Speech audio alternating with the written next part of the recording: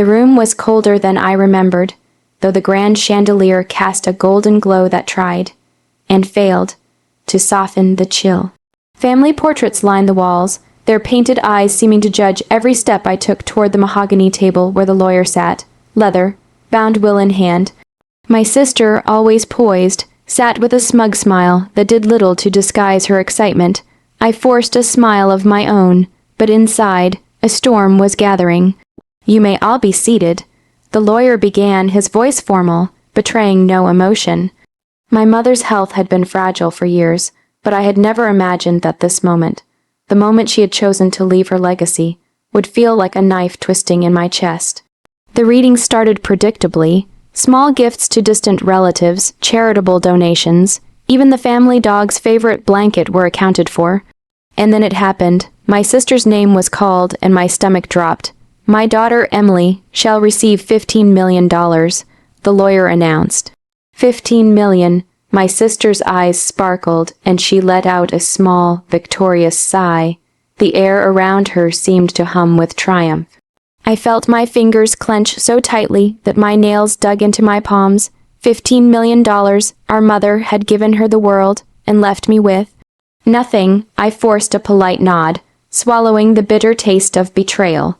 I had spent years caring for Mom, juggling her appointments, handling her finances, making sacrifices that Emily never even noticed.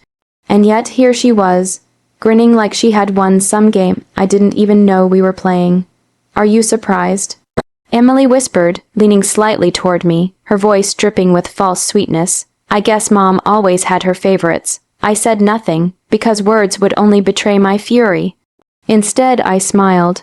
A tight, controlled smile, the kind that hides a storm beneath.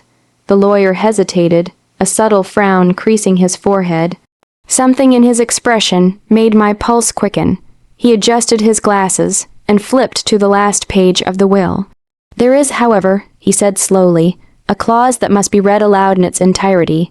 It is my duty to ensure the final wishes of your mother are carried out precisely." Emily's smile faltered. She glanced at me confused, a flicker of unease crossing her face. I didn't move. I only waited, letting the tension stretch, knowing this was the moment my world could shift entirely.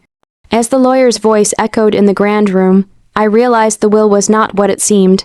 Something secret, something deliberate, lay hidden in the fine print. My mother, even in death, had a plan, and for the first time, I felt a spark of hope ignite amid the rage and hurt. A chance for justice or revenge crafted by her hands and now resting in mine. Emily's eyes widened, and for the first time her confident mask began to crack. My mother's final words were a whisper from beyond the grave, and they promised that nothing was ever truly as simple as it appeared. And in that moment, I knew my life and hers was about to change forever. The room had gone quiet. Even the chandeliers seemed to hold their breath as the lawyer cleared his throat, glancing down at the final page. Emily fidgeted in her seat, her perfectly manicured fingers tapping nervously on the armrest. I sat rigid, pretending calm, but inside, every nerve was electric. "This clause," the lawyer began, adjusting his glasses, "concerns the inheritance left to Emily. It is essential that its conditions be understood fully, for failure to comply will result in the funds reverting entirely." Emily blinked at him, confusion knitting her brow. "What do you mean?" she asked, her voice cracking slightly. A bead of sweat formed at her temple. The lawyer continued, his tone grave, deliberate. "The $15 million is not a gift to be taken freely. Your mother stipulated that it may only be accessed after you prove responsibility and trustworthiness in the management of family holdings. Furthermore, any attempt to liquidate, hide, or misuse these assets prior to the specified conditions will forfeit your inheritance entirely." The words landed like thunder. Emily's face went pale, her smug mask melting into panic. Her lips trembled and a strangled scream escaped her throat. "No, this can't be. Mom would never." I let her falter. I didn't speak. I didn't move. I only watched, letting her realization sink in. My heart was hammering not from excitement, but from the electric thrill of seeing the truth finally pierce her illusions. "This clause," the lawyer said, tapping the paper, "was designed by your mother to ensure that her children acted with integrity." She knew. He paused, glancing at me. That not all her children would understand the responsibility that comes with wealth. She wanted to protect her legacy from reckless hands. Emily's hands flew to her face, but I thought it was just money. I've worked for it in my mind. I deserve it. Her voice rose, trembling, cracking under the weight of betrayal. I inhaled slowly. Every moment I had spent feeling wronged, every lonely night of sacrifices unnoticed, suddenly seemed to converge in this single, exquisite moment. My mother's cunning, hidden even from Emily, had given me a weapon, a chance to reclaim what was owed, not with force, but with patience and precision. I remembered the nights I had stayed awake caring for Mom, when Emily had refused to even check in. I remembered the years I had sacrificed my own happiness while Emily basked in comfort. And now, finally, the scales were tilting not by my hand, but by the meticulous plan of our mother. Emily sank into her chair, shaking. The luxury she had assumed would shield her had no power over the claws. I could see panic in her eyes, a vulnerability I had never witnessed, and for the first time I felt the bitter sweetness of control. As the lawyer concluded, his voice echoing through the cold mansion, I realized something crucial. This was just the beginning. The inheritance, the secret clause, the hidden rules, everything my mother had orchestrated was now a game board. And I was finally learning the rules. Emily looked at me, desperation and anger flaring in her eyes. You'll never let me. I smiled softly, quietly. I'm not the one controlling this, I said, almost a whisper. Mom is. And in that quiet moment, I knew that revenge, sweet, patient, and inevitable, was now in my hands. The mansion, once suffused with the glow of wealth and comfort, now felt like a cage. Emily moved through its hallways like a startled animal, each room a reminder of her precarious position. Every glance she cast toward me was a mixture of suspicion and fear, though she tried vainly to hide it behind her usual arrogance. I watched quietly, a shadow in the background, letting her unravel under the invisible weight of our mother's final orders. She didn't realize yet that the clause wasn't just a punishment. It was a lesson, a game, and a trap carefully constructed. Every reckless word she spoke, every careless glance, was ammunition I could store for the right moment.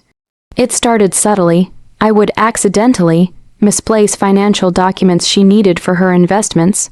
I would answer questions with deliberate vagueness, letting her guess every choice. She would fume, pacing the halls, muttering about incompetence and betrayal. You're too cautious, she snapped one evening as we went over the legal documents in the study. Her hands shook, not with fear of losing money, but with frustration at the invisible boundaries she could not yet see.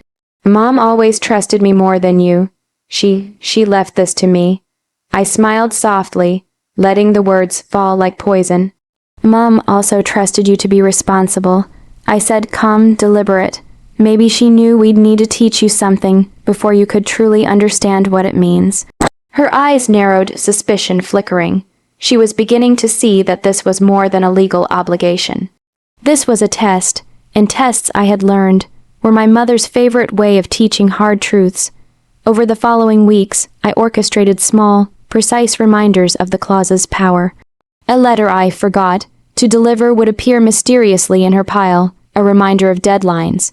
A financial advisor she trusted would call with concerns about her rapid decisions, pushing her to slow down. Each event, seemingly independent, was a calculated nudge, steering her toward mistakes she hadn't yet realized she was making.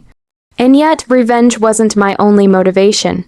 Each interaction also forced me to relive our shared past, the childhood where I shielded her from punishment, where I bore the brunt of our mother's strictness so Emily could play freely. Every careful maneuver now became an echo of those years, a chance to reclaim dignity, to assert that I was more than the silent sister in the background. One night I caught her in the library, rifling through the safe with a frantic urgency. The papers she touched were innocent, but the fear in her eyes betrayed her intentions. She had begun to grasp the reality. Money alone did not grant power. Rules, cunning, and patience did. And that was where I now held all the cards. I leaned against the doorway, voice soft but edged with a sharp clarity.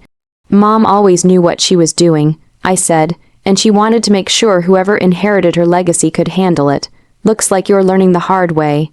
Her face paled, her lips trembling. You're enjoying this, aren't you? She whispered, almost accusingly. I'm just following the path she laid out, I said, calm. And for the first time, I felt the intoxicating mixture of justice, rage, and satisfaction. Emily had been given $15 million, but she had no idea the true lesson was just beginning. The game had started, and this time I was playing to win. The mansion was eerily silent that evening, the kind of silence that presses against your chest and refuses to let go. Emily sat in the grand drawing room, her hands trembling over the unopened envelopes from the lawyer. The air was thick with tension, the remnants of her panic and frustration still lingering. I stepped inside, calm, every movement deliberate. She looked up at me, suspicion and desperation warring in her eyes. What do you want? She demanded, her voice sharp but unsteady. I'm not here to take anything from you, I said softly. Mom already decided that. I'm just here to make sure you understand what she meant. She laughed, a brittle, nervous sound. Understand, I've worked for this. I'm smart, Smart doesn't matter if you ignore the rules. I interrupted, voice calm but icy.